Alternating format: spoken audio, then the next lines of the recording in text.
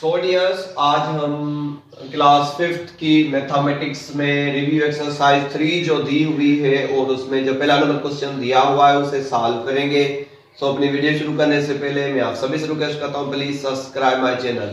सो dears, आप question number 1 देख रहे हैं। यहाँ पर दिया हुआ है right T for true and F for false. जी हाँ, यहाँ पर कुछ स्टेटमेंट्स दी हुई हैं जिनको आपने पढ़ना है, समझना है, उसके बाद आपने वहां पर लिखना है। अगर वो स्टेटमेंट ट्रू होगी तो आपने टी लिखना है और अगर फॉल्स होगी तो आपने जस्ट एफ लिख देना है। लेकिन सबसे पहले आपने इस स्टेटमेंट को समझना है, बहुत ही अच्छे से समझना। उसके बाद आपने उसके आगे जो है या तो टी लिखना है या तो एफ लिखना है। सो नंबर 1 में दिया हुआ है 4 a whole number 2 upon 3। जी हाँ, 4 a whole number 2 upon 3 is an example of an improper fraction। सो यहाँ पर है कि ये जो 4 a whole number 2 upon 3 ये जो फ्रैक्शन दिया हुआ है ये एक एग्जांपल है इम्प्रॉपर फ्रैक्शन का। तो हम बोल सकते हैं कि ये एक इम्प्रॉपर फ्रैक्शन नहीं है, क्योंकि हमने फ्रैक्शंस के बारे में पढ़ा है, फ्रैक्शंस की टाइप्स के बारे में पढ़ा है। तो यहाँ पर ये जो एग्जांपल लिखा हुआ है ये मिक्स्ड फ्रैक्शन का है और यहाँ इसको हम कंपाउंड फ्रैक्शन बोल सकते हैं, लेकिन ये जो है इम्प्रॉपर फ्रैक्शन का एग्जांपल नहीं है। तो हम जस्ट यहाँ पर लिख देंगे कि ये जो पहली स्टेटमेंट यहाँ पर दी हुई है ये एक फॉल्स स्टेटमेंट है। अगर इम्प्रॉपर फ्रैक्शन होता तो हम जस्ट उसे ऐसे लिख देते 3/2 या यहाँ पर लिख देते 5/3। सो ये जो एग्जांपल्स हैं ये इम्प्रॉपर फ्रैक्शंस के हो सकते हैं, लेकिन ये जो है एक मिक्स्ड फ्रैक्शन का एग्जांपल है, तो इसलिए हम बोल सकते हैं कि ये एक स्टेटमेंट फॉल्स स्टेटमेंट है। नंबर 2 में दिया हुआ है अगर 1/3 को अगर हम डिवाइड देते हैं 3/1 से तो उसका जो अंश आ जाएगा 1/9 आ जाएगा। तो आप जस्ट यहाँ पर अपने रफ पेज पर जाएंगे और वहां पर इसे सॉल्व करके देखेंगे। 1/3 सेम लिखेंगे, then division change into multiplication कर देंगे, देन यहाँ पर 3/1 का रेसिप्रोकल ढूंढेंगे जो कि है 1/3।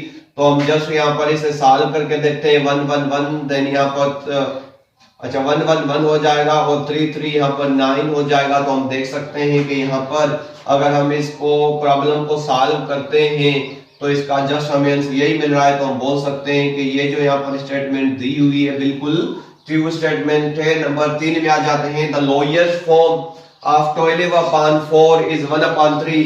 तो लोएस्ट फॉर्म हमने जस्ट यहाँ पर फाइंड करनी है।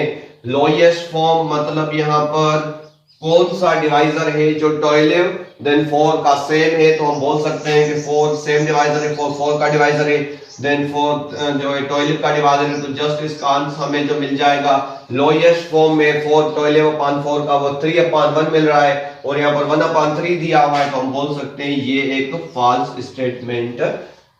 और यहाँ पर 3/4 माइनस 1/2 इज इक्वल टू 1/4।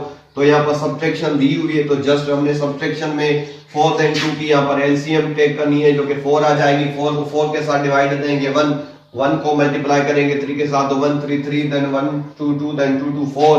सो यहाँ पर इसके साथ मल्टीप्लाई देंगे तो 1 2 2 इज इक्वल टू 1/4। तो हम बोल सकते हैं कि यहाँ पर अगर 3/4 में से हम सब्ट्रैक्ट कर दें 1/2 तो वो इक्वल आ रहा है 1/4 के। तो ये जो है एक ट्रू स्टेटमेंट है। और उसके अलावा यहाँ पर ये स्टूडेंट्स आप देख सकते हैं यहाँ पर 1/3 then 2/3 then 3/9 are equivalent fractions. तो ये जो फ्रैक्शंस दिए हुए हैं 1/3 देन 2/3 और उसके अलावा यहाँ पर है 3/9 के ये इक्वल फ्रैक्शंस हैं। तो हम बोल सकते हैं बिल्कुल ये इक्वल फ्रैक्शंस हैं।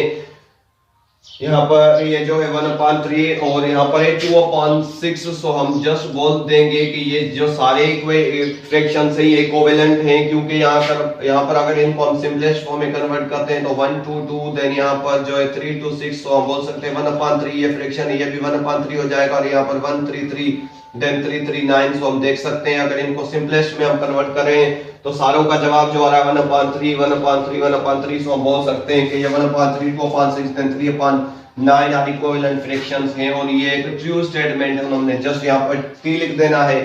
और उसके अलावा यहाँ पर ये स्टूडेंट्स ये दिया हुआ है the reciprocal of 2 whole number 1/2 is 2/5। तो रेसिप्रोकल ढूंढना है यहाँ पर हमने 2 होल नंबर 1/2 का।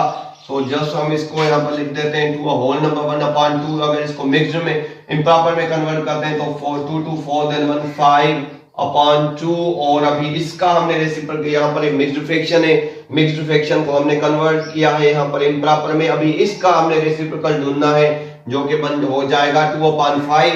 तो यहाँ पर भी लिखा हुआ है 2/5, तो हम बोल सकते हैं ये भी एक ट्रू स्टेटमेंट है। और यहाँ पर दिया हुआ है 3/4 ऑफ अ डजन इज 9।